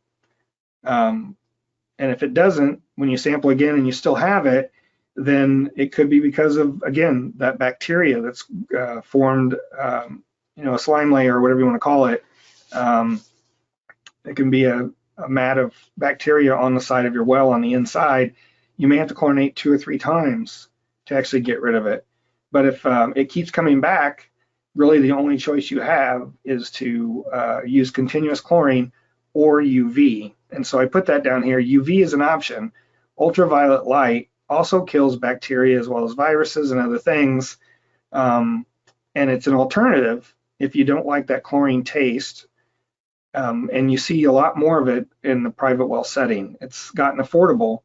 If you're already going to add continuous chlorination through a chlorinator, it may be just as viable of an option to use UV. Now, a UV light has to hit the bacteria and have contact time in order to kill it. So it can't have a lot of particulates and stuff in the water. And so typically you have to put a filter in front of your UV unit so the water is coming through, it's just water and microscopic size things. But it's an option, and people do that when they don't want that taste and don't like chlorine. But chlorine gets a bad rap. People say, well, it tastes funny. I grew up in an old dug well. My dad always said our well water was better than city water because the cities put chemicals in it. That's absolutely backwards. They put chemicals in it to kill things that are going to make me sick. They put chemicals in it to remove, like even getting rid of other metals, like a softener removes a hardness, right? And that's replacing ions. It's ion exchange. There's a lot of things done to make the water better and more safe. And so, because again, there is no pure water. There's no such thing unless you're buying distilled water from a grocery store. Natural groundwater has minerals in it and have other things in it. And then, the delivery mechanism is your well and your piping system. They can add contaminants to it. Biofilms can grow on pipes, especially with private homes or with homes on private wells. 99.9% of private wells in the country don't have any kind of disinfection, whether that be UV or chlorine or something else. And so it's more of an opportunity for biofilms to grow in your pipes because they're never being hit with that disinfectant that'll kill it. And so, we get used to it. Like I liked the taste of our water too when I was growing up, but after I'd gone to school for 3 or 4 months and came home for Christmas, I could not drink our well water without getting sick. And it's because I'd been drinking water without that bacteria in it that I would grown up being used to. And now I couldn't tolerate it anymore. So People swear by their well water. I get it. My dad did. People swear by their springs. We worked with the health department in Tennessee, and there's folks who drink from a spring, and they tested it, and it had more bacteria, and I mean a lot worse than E. coli, and they still swore by it and said they were going to keep drinking it. And it was only a matter of time, and those folks got sick. So it's about being safe and making sure your water's safe, because you do. I won't say you get used to it, but I don't taste chlorine in our water anymore, and even though we're on a public water supply. So what do you see out of the U.S. for the sampling and results of PFAS chemicals? Okay, there's two pieces here, and there's the next slide too, but PFAS chemicals are so commonly used and have been for so long and in so many things. There's literally thousands of these PFAS compounds, and so they're showing up everywhere in our water, our soil, our clothes, in the air. It's just there's many issues related to PFAS, and it's going to take a long time to really get a handle on all of it. Some of the more common ones that they started with first, like PFOA and PFOS, there's already standards for, and they understand what the health effects are. But for a lot of them, they are still studying all of that and trying to learn what kind of health effects they are. I was just on a call this morning with another institute on campus here, and the whole discussion was about PFAS and not understanding, there's newer versions of those that are supposed to be better, but there's no data to show that they actually are better or what they break down into, because all these things can break down into other smaller chain types of PFAS chemicals. Some of those may be better or may be worse. We don't know. And so, the bottom line is they're still learning, and they're going to be for a number of years. They don't even all act the same. So, they're trying to regulate them as one group of compounds, but different types of PFAS chemicals do totally different things to our bodies. Some may cause cancer, some may cause, whatever else. I mean, there's a lot of different things. And so they have different kinds of effects with different compounds, and they're still figuring all that out. And again, there's a ton of work going on in trying to answer these questions, but it's going to take years to get a better handle on it. So, like I said, EPA does have a decent understanding of some of the more basic ones, the first ones to really be found commonly, but we learn more. So I would say as a researcher, they learn more the more work they put into it. It's like any other thing. Things look simple when you first see them, but as you dig into any given situation, it's always a little more complicated. There's always a little more to learn. There's things we didn't understand why they worked the way they did, and it's going to be one of those situations. We're going to be dealing with new types of PFAS in 10 years, in my opinion. But what's encouraging is that they are treatable. So the person asked this question said, testing expensive, but it's worth it to protect my family. It is. And so if you live near a known source, an airport, or they've used firefighting foam, or if you're near a certain type of plant where they've used those kind of chemicals, you definitely should test. If there's any or an army base or any kind of military base, you should probably test. Just that simple. But there are ways to treat it. We know that. Activated carbon, ion exchange, RO, all work on PFAS chemicals. And I put a couple references here. And we can send those out, or I should have given those to Katie in advance. I apologize, because she could have put them in the chat, but because I can't pull that off right now. Yeah, we can get those to everyone, included in the email that goes out maybe, or email us if you're interested in these links, or you can look it up, Reducing PFAS Drinking Water Treatment Technologies, and there's a nice article from EPA on that.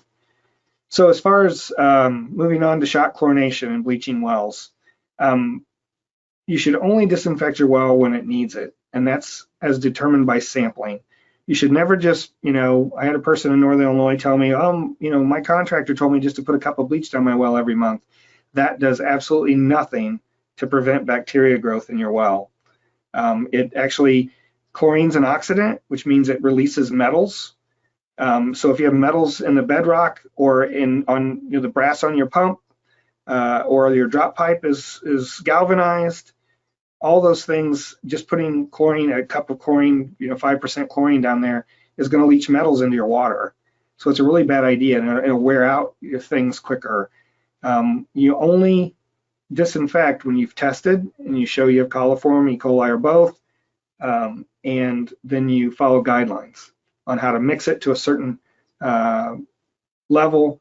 And again, straight bleach is too complicated. So we looked at like 60 different brochures or documents, if you will, related to how to disinfect your well. And the one we thought was the most useful for a well owner is this one from the Minnesota Department of Health called Well and Water System Disinfection for Private Wells. I remember I showed those resources for lesson 1 and lesson 2. This is listed under lesson 10. And you can see it says from the Minnesota Department of Health. Click on that, go to our website, click on this, it'll pull up this PDF. It walks you through how to take care of disinfecting your well if you need it. If you find bacteria in your well and you're going to have a contractor do your bleaching or your shot chlorination for you, print this out, tell them to use this procedure, because it's not something. Now, there certainly are some very good contractors who really know a lot about bacteria in wells and how to disinfect. There's a lot more that don't. And so I just worked with a well owner in Champaign County who said that the contractor came out to disinfect their well, basically admitted he wasn't sure what he was doing. And so this is a really good guide for anyone, anywhere, on how to disinfect your well. And that's what I would use if I was giving anybody advice. And that's why I'm telling you. Hardness, several questions about hardness. I just listed one of them here, and then I answered all the questions that we had. Is there an additive you can put directly in your well to reduce hard water or excessive iron? I guess it's two things. Well, those are two different things. Hardness is very different from just having excessive iron. Both are common in groundwater, especially in the Midwest. All our water is hard and has high iron, and neither really have health effects. So hardness is a measure of the amount of calcium and magnesium in your water, and what hard water does is it makes your soap not work as well. It causes film, like on your glasses and your dishes. It causes scale to form on some of your pipes and stuff. Excuse me. And so, but really the best way to deal with hardness is a water softener. You can also use a water conditioner, which basically helps with the scale formation.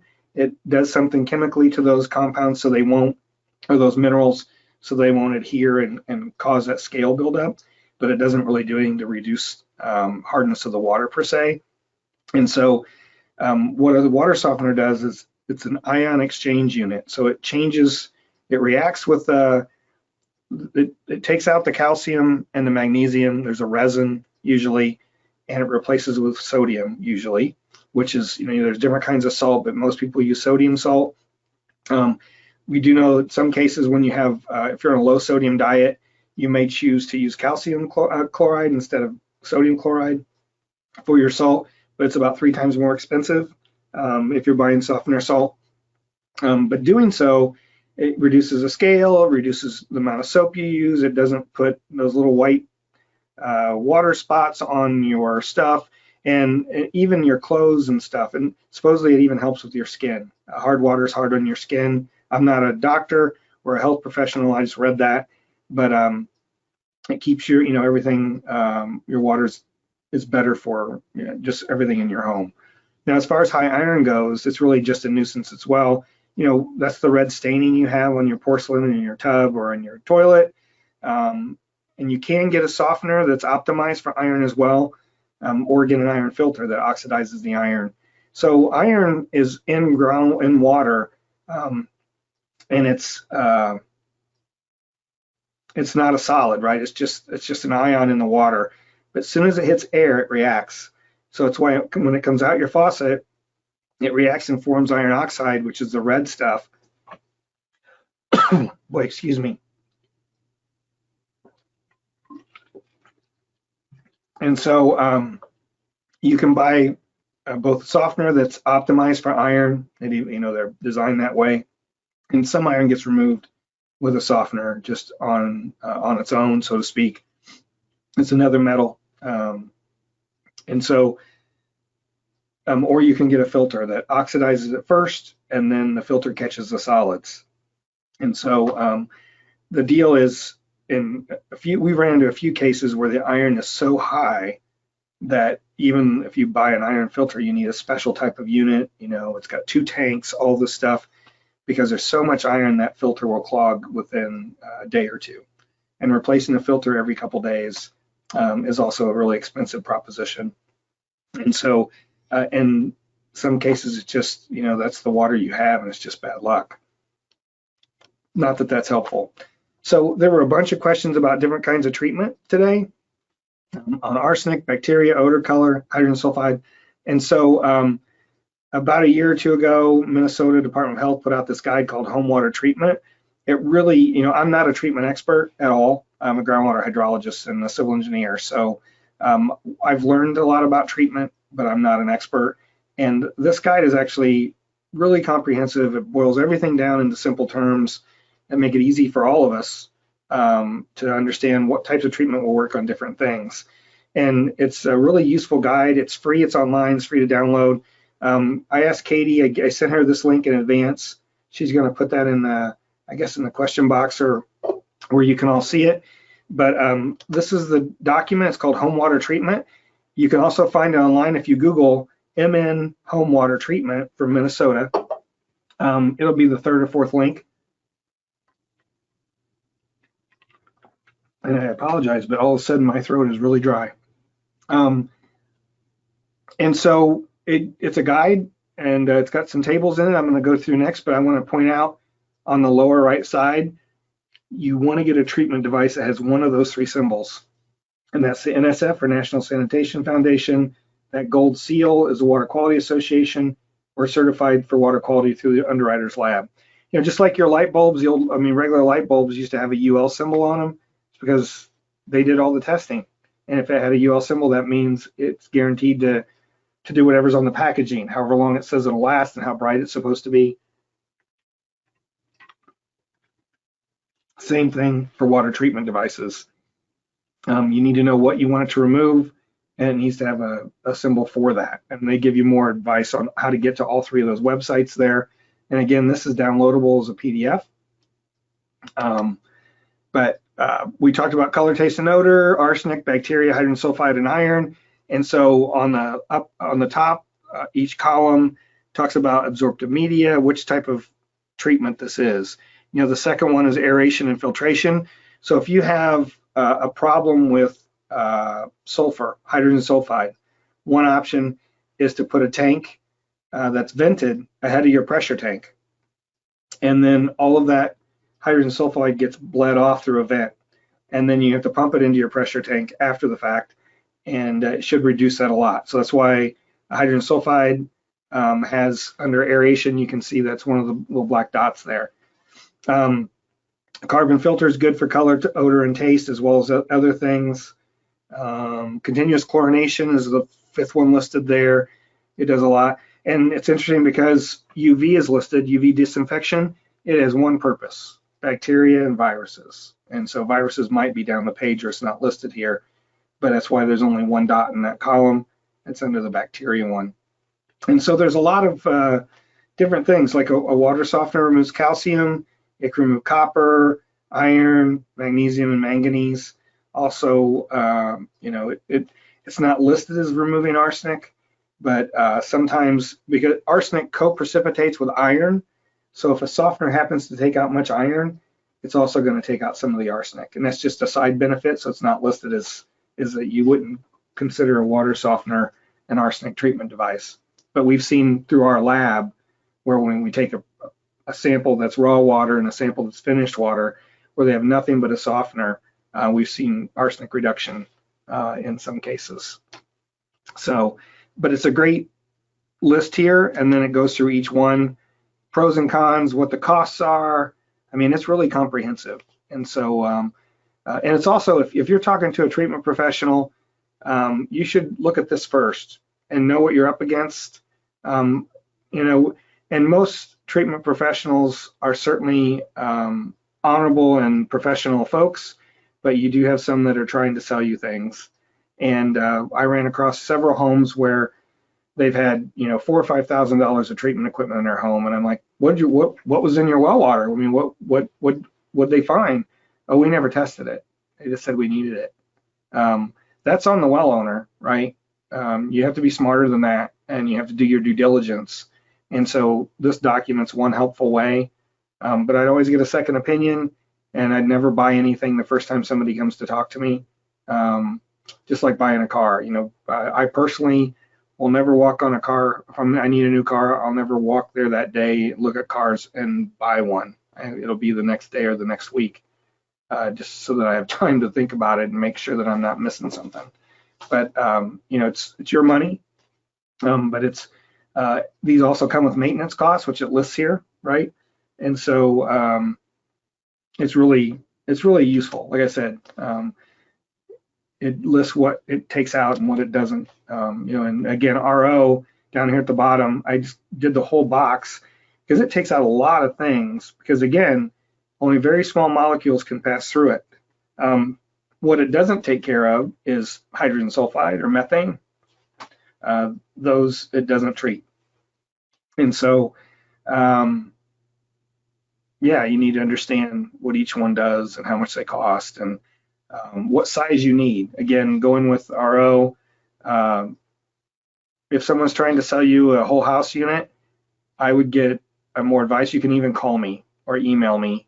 I'd be glad to look at your situation, because you know the difference between a kitchen under the kitchen sink RO unit and a whole house RO unit is probably, you know, maybe $500 or $600 on average versus $6,000 to $10,000 on average.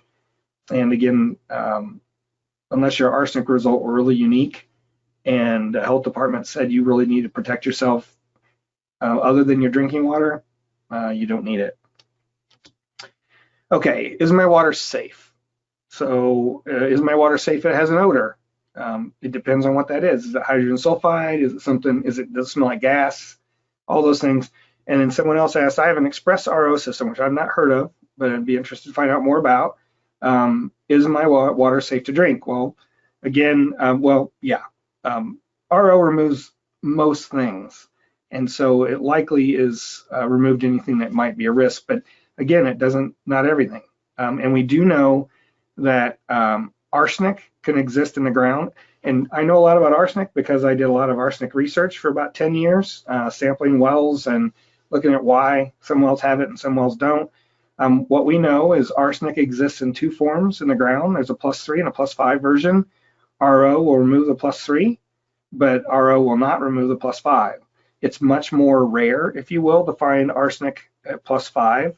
According to my boss, who is a geochemist, the Midwest mostly has +3 type of arsenic, but in the Southwest, there's more +5.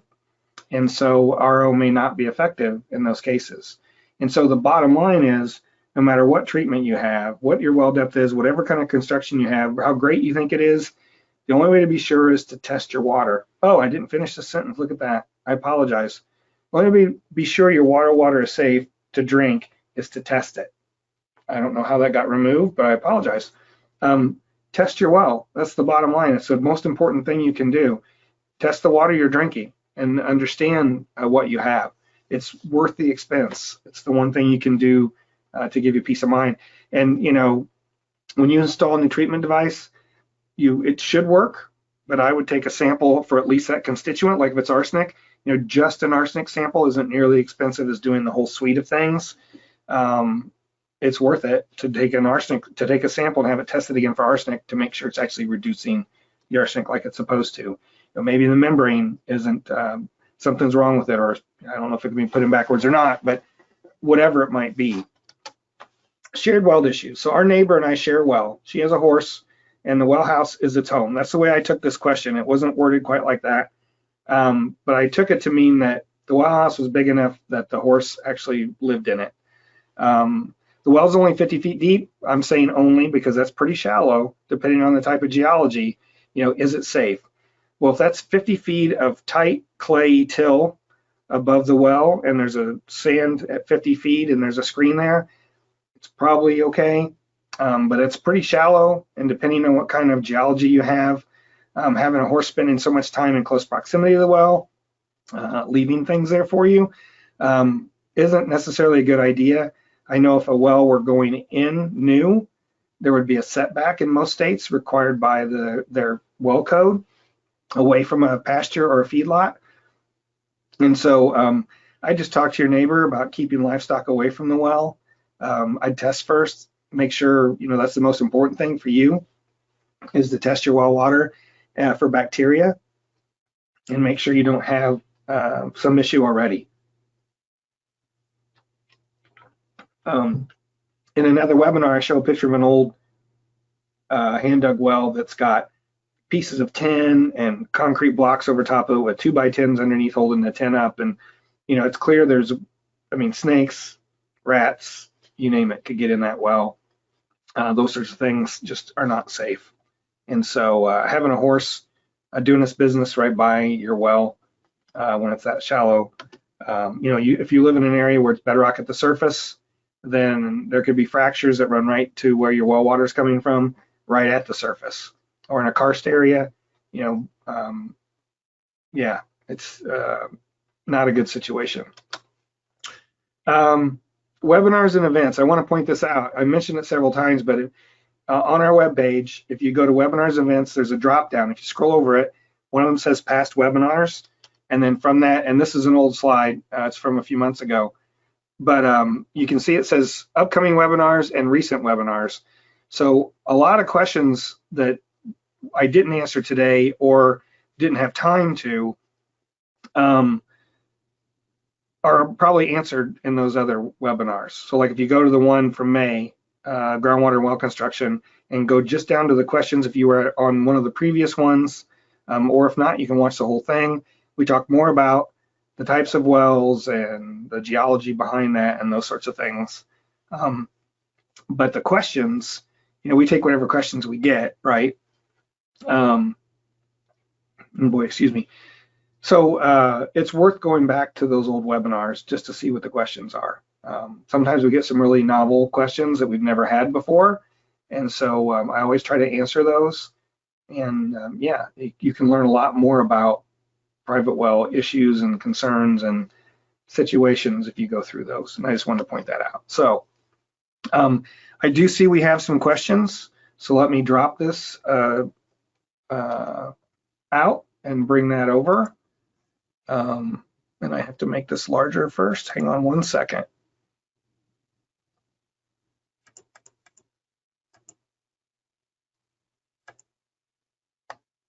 Okay, Katie, you can tell me if that's big enough. Looks good from here. All right. So the first question we got is, what was the reason in the past for wells to be drilled in pits? Well, they drill the well and then they dig around and create a pit and cut it off 4 feet below land surface or 3 feet below land surface because of the frost line. So then they run it horizontally, 3 or 4 feet below land surface into the home. If you didn't have a pit before that, with the advent of the pitless adapter, you had to run the pipe like the drop pipe of the pipe that had your water coming up from your pump all the way to the surface of the well, all the way to the top of the well, and then turn it and elbow it. So they developed this thing called a pitless adapter, which fits down in your well, and it's hooked to the top of the well casing so that you can pull the whole pump out, but there's a built-in hole in the side, if you will, that allows you to run the water horizontally into your home, and that seals. So it's a way to be able to pull the pump and still have the water stay below the frost line. And so, before that, they cut the well off 3 feet below land surface so that it would all be below a frost line, and they turned it at, the elbow was at the top of the well. And so those are just really dangerous. And you can, in our class, we explain what a pitless adapter is, show a diagram. So if you take those lessons, when you get that lesson, it's probably 5 or 6, it'll show you a really good diagram what a pitless adapter and a pitless unit are. So, it's a really convenient thing for a driller to be able to pull your pump if it's a submersible pump. Is there a program for USDA or EPA that helps with grants to improve wells installation and health? So yes, the USDA has a program. It was created through the Farm Bill, where they give money to nonprofits to act as loan officers for these long-term low-interest loans. And there's constraints for economic, your income. And so they're only really for low-income folks. But the USDA program, there's two programs. One is specifically for wells and septic or treatment. And then there's another program that's for anything related to the home, including a roof or new windows. But the requirements for that are super low income. And that's, you can get a grant if you're over 65. So we did a webinar on funding available for different things, because some states have programs separately, even like for an abandoned well, if you want to seal it. Some of the soil and water conservation districts in some of the Midwest states have programs where they'll cost share that, all those sorts of things. So we did that webinar probably close to 2 years ago. We've contacted, or we met the folks at USDA at a conference in September, and the person who runs that program is actually going to speak on a webinar for us either in January or February. She hasn't given us a date yet, which one she prefers, but we're going to do another webinar like the one we did 2 years ago on funding and financing for private wells. And it covers a lot more than just wells. It's also about septic and abandoned wells and testing. But we're going to have USDA talk about their two programs. The only other source that we know of getting a well installed would be through the Water Systems Council and their program that I mentioned earlier. I can't think of the name of it. But again, they get their money, or a lot of it, from USDA. They're one of those nonprofits that the USDA gives money to so that they can loan it out. These 20-year loans at 1% interest. And so, yeah, and if you want to email us, I can get you to that page or give you some contact. I think 4 of the 6 RCAP regions are part of that program, and so they may have that on their webpage as well. But there's certainly folks who can work with you. I mentioned that we helped someone in Washington State just last week. That was her problem. Her pump had failed, and she was on a fixed income and elderly. And so I reached out to RCAC, and they called her that day to talk to her about her options. And it may not work in every case. It depends, again, on your income, but there is help for some folks. So, and unless you're in California, because I see the next question's about California, but California has a separate state-funded program where I think you can get a grant up to $45,000 to put in a new well. And I'm not that familiar with it. That's the way it was last year. I don't know if it's still going or not. But again, RCAC would be the people to contact there, and we can get you their information. So question 3, dried wells in California. Is it a good time to do an inspection of the bottom of the well? I'm not sure what an inspection of the bottom of the well would be. What you need to do is understand what the water level is. And, we don't recommend that you try to measure the water level yourself per se. I would get a professional to come out and find out what your water level is. They could also pump your well and see how much drawdown there is. It really depends. So when you install a well, let's say you put in a 500-foot deep well, the water level in your well may actually rise up to, say, 200 feet below land surface, because there's pressure in the aquifer to push water up. It's like if you're squeezing a juice box and you squeeze on a juice box, the water comes out, the juice comes out the straw. It's that kind of pressure that is why a lot of times the water level in the well will be well above the bottom of the well. But let's say it's at 200 feet, and then when you pump your well, it may drop to 350, or it may only drop to 250. Knowing that gives you an idea of how much pumpage it's going to take, or if there's, if you're doing that every 5 years, gives you an idea if things have changed, for instance. And so when you say inspection of the bottom of the well, really, I think what you're talking about There's really nothing to inspect on the bottom related to water, having enough water available, unless you have some kind of screen that's getting plugged with something, which that's not a common thing. It's more about understanding what your water level is and what your pumping water level is when it's not being used and when it's being used, and how close that is. And on the Illinois drillers log or well log that they have to file, it asks them the static pumping level or the static water level, which is when the pump's not running, and then a pumping water level and how long it had been running when that measurement was taken and at what rate. So let's say it's a 200-foot well and the static water level is 60 feet. You pumped it for 2 hours at 25 gallons a minute and the pumping water level was 110. So there was 50 feet to draw down by pumping it at 25 gallons a minute for 2 hours. Well, a driller typically will put a bigger pump in a well than what they're going to put in as the final one, because if they pump it at 25 gallons a minute and then they put in a 5 gallon per minute pump, which is all you need for most homes, and you didn't run out of water after 2 hours, it's very unlikely that 5 gallon a minute pump's the well's gonna go dry, right? That was probably a lot more information than you asked for, but knowing your water levels is really the key thing, and your neighbors, and there's enough going on. Like the article, I think it was in the Post this morning, mentioned a group called Self-Help Enterprises that's working in the Central Valley, helping folks who are low income. We work with them. They actually want to use our class to help the folks there. And they do good work, and they're really they're providing tanks for people where there's no water available, all those sorts of things. And so there's probably someone at an organization like that, Self-Help or RCAC, who will know what the situation is in your area if you're in California, as far as how much risk you're at, depending on how deep your well is, because other people wells would have already gone dry if there's a problem.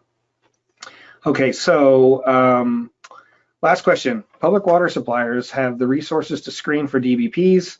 Has your state performed any studies on the prevalence of DBPs in private supplies? Not that I know of. And so, there's so few wells that actually have continuous chlorination. It's just, it'd be interesting to do. I don't know. We'd have to work with a treatment dealer to find out who has continuous chlorine, because there's, I'm sure it certainly could be an issue, right? And if we know it's a problem, you could go to chloramines, but I believe there are private well owners that have autochlorinators in place. There are, but they're very few. And typically that's, the advice we give to people is when you shock your well and then you test it and it's not clean, you should do it at least 2 or 3 times. But it could be you're getting rid of layers of biofilm that are harboring some of that bacteria. But if it's because of bacteria, it's ubiquitous, if you will, in the aquifer, they're going to come back. And so your best bet is to add continuous chlorination or UV. And I get trade-offs, maybe DBPs are linked to carcinogens. Chlorination by homeowners can often result in blonde hair and bleached clothes. I'd be interested to hear some of those stories. Like I said, chlorination's so infrequent in private wells that it's not something that we've studied in any way or reached out. It might be a good project to actually take on. We've had 11,000 people take our class. We could send an email to everyone and say, do you have a chlorinator? And find out what they're doing. Again, that last statement comes back to reading the manufacturer's manual and maintaining your system and your treatment device the way it's supposed to be, and learning how to take care of it. And that's a risk you have when you have a private well owner trying to be the treatment person, if you will. But they're on their own. All we can do is try to tell them and give them advice on, here's the best practices. Here's why you need to really read this. You can't just install it and assume it's going to work. You can't just it can't be willy-nilly. Yeah, if you'd email me, that'd be great. I'd like to learn more. Certainly DBPs can cause cancer. That's why there's such a research effort at EPA to study them. It doesn't mean that everyone's going to, right? And also, in the end, if you have an open source for bacteria that can get into your well, it's much better to chlorinate, right? Because that's an acute problem. Like, drinking arsenic, it's the health limit set based on, I can't remember the exact number, but it's like if you drink so many glasses of water every day for 20 years, this is what your risk is. And that's how those standards are set. And so having an acute risk from bacteria, which, might not be E. coli, it could be, a lot of other things that are even more nasty. I'm doing a study right now looking at Legionella in homes with private wells because they're not chlorinated and biofilms can build up in their piping systems. So, there's a lot of things that we have to consider and our trade-offs. But what you've listed here, yeah, it doesn't mean that everyone who has, certainly chlorination doesn't always cause DBPs, right? The chemistry has to be there to be the right way for that to happen. And so now you've created a much smaller subset of a very small subset to start with. I never suggest not chlorinating because of those things versus the acute risks of having an unsafe well. All right. Again, you can email us. Here's the email address. And I will get these. Katie, these go to Katie, but she forwards them to me. I'd be glad to hear from you and discuss this further. And I appreciate everyone who's on the call today. Yeah, if you have any other questions, there's our email. So thank you. Everyone have a great day.